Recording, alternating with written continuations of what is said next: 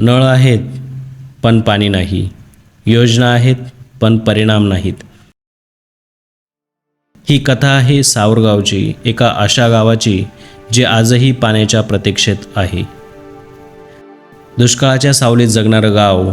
इथल्या लोकांसाठी पाणी ही गरज नाही तर रोजच्या संघर्षाची कहाणी आहे. उन्हाळा सुरू झाला की गावाची तहान आणखी भयानक होते.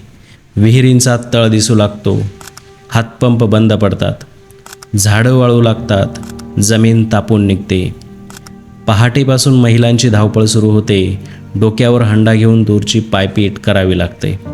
जनावरं तहानेने व्याकुळ होतात, शेती कोरडी पडते. तरुण रोजगारासाठी गाव सोडतात आणि मागे उरतो तो फक्त संघर्ष. एकीकडे सावरगावच्या प्रत्येक उन्हाळा पाण्यासाठीची झुंज घेऊन येतो, तर दुसरीकडे हर घर जलसारख्या योजना जाहीर होतात. गावासाठी 5 कोटी रुपयांपेक्षा जास्त खर्च झाल्याचं सांगितलं जातं. भूमिपूजनं होतात, काम पूर्ण झाल्याचे फलकही लागतात, पण वास्तव काही वेगळंच दिसतं. अनेक ठिकाणी फक्त चर खोदलेले दिसतात, काही ठिकाणी पाईपच टाकले गेले नाहीत आणि सावरगावची तहान मात्र कायम राहते. आणि याचाच परिणाम म्हणजे आजही अनेक कुटुंबाची तहान टँकरच्या पाण्यावर भागवली जाते. मग एक प्रश्न उरतो, कोट्यवधी रुपये खर्च झाल्याचे सांगितलं गेलं, काम पूर्ण झाल्याचे दावेही झाले, मग कागदावर आलेलं पाणी गावापर्यंत का पोचलं नाही?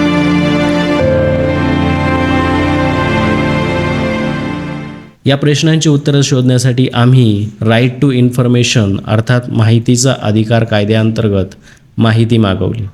मात्र नियमानुसार माहिती देण्यासाठी असलेली मुदत संपली, पण कोणतंच उत्तर मिळालं नाही.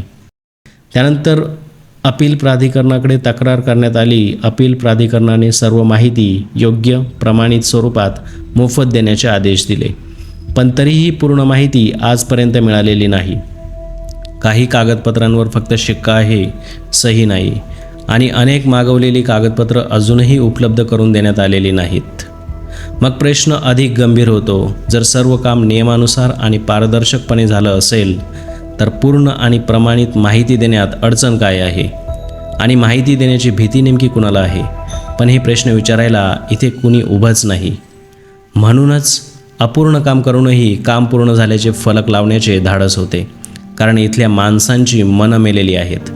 आणि मनं मेलेला समाज प्रश्न विचारण्याचे धाडसही हरवून बसतो.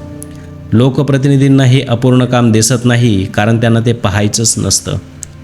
जिथे सांगितलं तिथे सह्या करायच्या, फोटो काढायचे, सत्कार करून घ्यायचे आणि खोट्या प्रतिष्ठेमध्ये रमून जायचं, इतकंच त्यांचं काम उरलं आहे. आणि जनता तीसुद्धा या व्यवस्थेची तितकीच भागीदार आहे. मतदानाच्या वेळी दारू, पैसे, जेवण आणि छोट्या प्रलोभनांसाठी मत विकायचं आणि नंतर 5 वर्ष पाण्यासाठी भटकायचं. ज्या समाजाने स्वतःचं मत विकलं त्यांनी नंतर नैतिकतेच्या गप्पा मारण्यात काय अर्थ आहे? याच गावात मांडवळ धरण ते मानेवाडी, लांडगेवाडी आणि गोडसेवाडीपर्यंत अनेक शेतकरी केवळ 12 ते 15 लाख रुपये खर्च करून अनेक वर्षापासून सुरळीत पाणीपुरवठा करत आहे. मग त्याच अंतराच्या पाईपलाईनसाठी जवळपास 5 कोटी रुपये खर्च करूनही गावाला पाणी का मिळालं नाही? विचार करा, 5 कोटी रुपये हा काही छोटा निधी नाही. या पैशात गावाची पाण्याची समस्या कायमची सुटू शकली असते. पण आजही गाव टँकरच्या पाण्यावर जगत आहे आणि याचं कारण एकच, आपण कधी प्रश्नच विचारले नाहीत. कारण जिथे जनता गप्प बसते तिथे अपूर्ण कामही पूर्ण झाल्याचं दाखवलं जातं. कागदोपत्री जवळपास 5 कोटी रुपये खर्च झाल्याची नोंद आहे.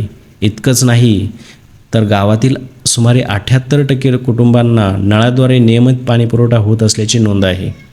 पण वास्तव वेगळंच आहे.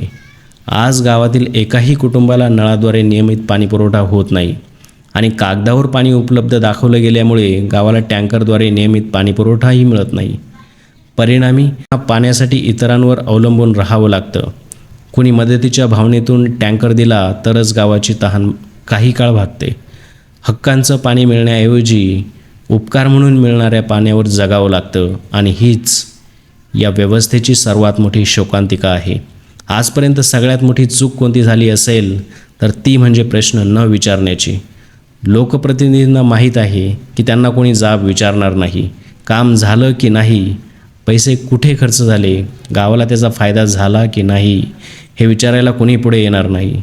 आणि याच वृत्तीची किंमत सावरगाव आज मोजत आहे. कारण गाव बदलतं ते फक्त पैशांनी नाही, तर जागरूक लोकांनी आणि प्रामाणिक नेतृत्वाने. हिवरे बाजार घडलं, राळेगण सिद्धी घडली कारण तिथल्या लोकांनी योग्य नेतृत्व निवडलं आणि लोकप्रतिनिधींनीही प्रामाणिकपणे आपलं कर्तव्य पार पाडलं. त्यांना स्वतःच्या पैशातून केलेल्या छोट्या मोठ्या कामांची जाहिरात करून समाजसेवेचं श्रेय घेण्याची गरज कधीच पडली नाही, कारण त्यांचं खरं कामच त्यांच्या बाजूनं बोलत होतं. पण आज सावरगावची अवस्था अशी झाली आहे की विकासाच्या गप्पा भरपूर आहेत, पण मूलभूत गरजांसाठीही लोकांना संघर्ष करावा लागत आहे.